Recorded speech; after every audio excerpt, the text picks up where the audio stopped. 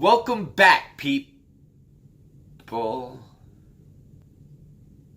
I mean, everyone.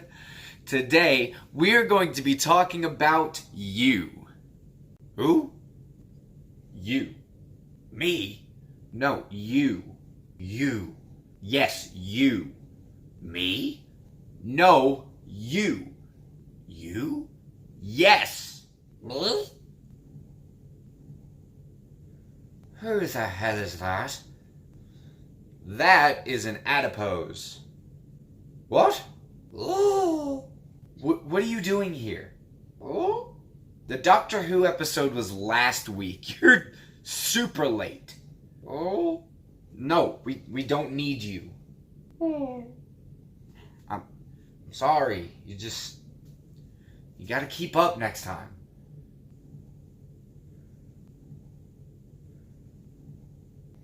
Damn. So you're talking about you? Yes!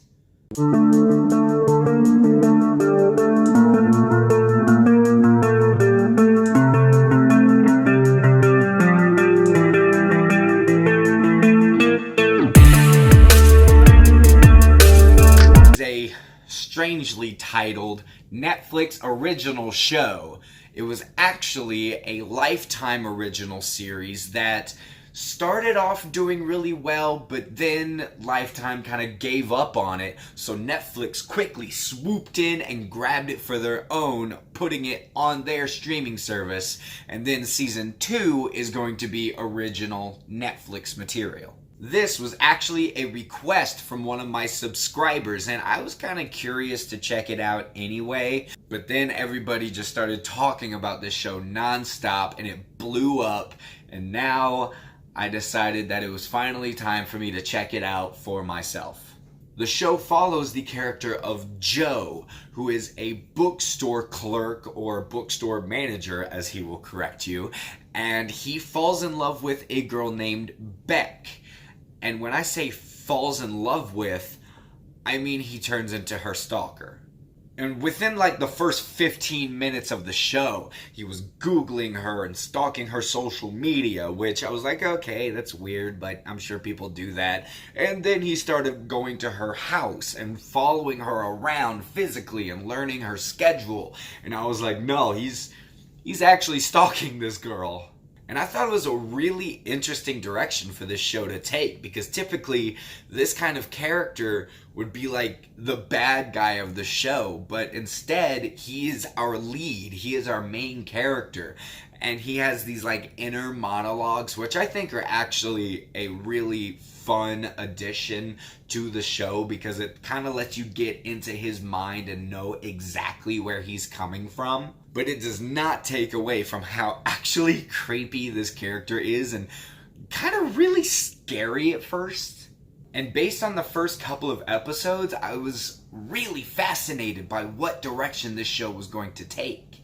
The writing is actually also full of kind of dark humor and dark turns on like rom-com tropes. And for those first couple of episodes, I was fully invested in the direction that this show was taking, because I thought it was really smart and clever and witty. But then the show continues, and as you're learning more about Beck and her family and her friends, and it's stuff that really should be building the characters and making you more invested, but I just got increasingly bored. Sadly, through like episodes 4 through 8, I didn't care.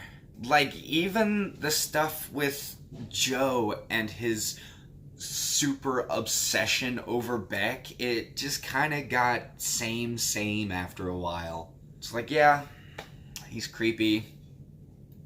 Can we, like, progress it at all? One thing I was kind of glad to see with Joe, though, is that even though he is like the main lead character, there are times where they don't shy away from painting him in a bad light, because a lot of the stuff he does kind of reminds me of a couple of other famous male leads in love stories.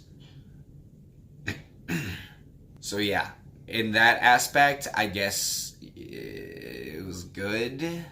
But I don't know what it was. The writing really got ham-fisted with the love story stuff, and there were some good hypocrisies with Joe when it comes to one certain plot line of someone else being obsessed with Beck and how disgusting he found that. But then it just goes on, and it's like the same episode or the same stuff you find out in each episode just retold to you again and again and again and again. Until finally it ends, and then it ends exactly how you assume it's going to. There's one plot line that has to do with someone that Joe knows, and they make what they want you to assume so obvious that you know they're going to take a different route. Like, in the writing, it's like, oh, this is probably what happened, don't you think? This is probably what happened. And it's just so shoved in your face that it's obvious that that's not what happened. So that at the end, the writers can be like, oh, fooled ya, didn't I? But no, it's like you tried too hard. And that's really what I can boil a lot of this show down to, is they tried too hard. Those first few episodes, Joe was scary. He does some actually disturbing things, and you're not sure whether you want to like him or not, because while he is this disturbed person, he is so very charismatic that you are just drawn into him. But then as it goes on, it's like you can tell that this was a Lifetime original, because it just gets so ham-fisted and ridiculous.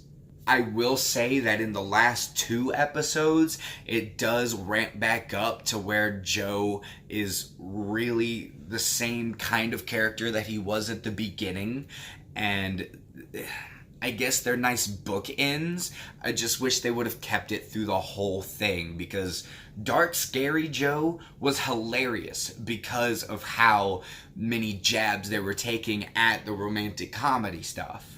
But ultimately, the show did not live up to the hype for me. I hope that with season 2, since it will be Netflix manning the helm, they will put like their own kind of thing on it and make it less Lifetimey. So my ending thoughts on this season are that there were decent performances from the leads, especially Penn Badgley, who played Joe. I was surprised at how well he could play a character like this, especially since the only other thing I know him from is Gossip Girl. You watched Gossip Girl? No. The writing for the show was either hilariously dark and gripping, or it was way too cringy and ham-fisted and sounded way too much like Twilight. It started off really strong, and then it dawdled a lot until the very end. Joe and this little kid that he takes care of named Paco were definitely my 2 favorite characters in the whole thing. I would say that it was John Stamos because he was pretty cool as a character, but he wasn't in it enough, in my opinion, to like gain that favorite character spot. And really, I feel like 10 episodes was too many. I feel like they could have cut a lot of the meandering if they brought it down to 8 episodes, but they're not going to do that. They're going to show as many as they possibly can to get that money. At least it wasn't like a CW show where there's 20-something episodes a season. Just to remind you guys, since I don't review shows very often, I do have a different grading system for them. And the grades are binge it, watch it, skim it, or skip it. And with all of that in mind, I'm going to say with the first season of You should probably just skim it. Give a few episodes a watch, decide for yourself how you're gonna feel about it, because with it being this popular, obviously it's striking a chord with a lot of people, but for me personally, it just kind of fell through. Didn't hold up to the hype. That's it from me, you guys. Have you seen You yet? If you have seen it, let me know down in the comments what you thought about it. Go ahead and check out my social media. The links to all of that will be down in the description. And while you're doing that, don't forget to hit the like and the subscribe so that I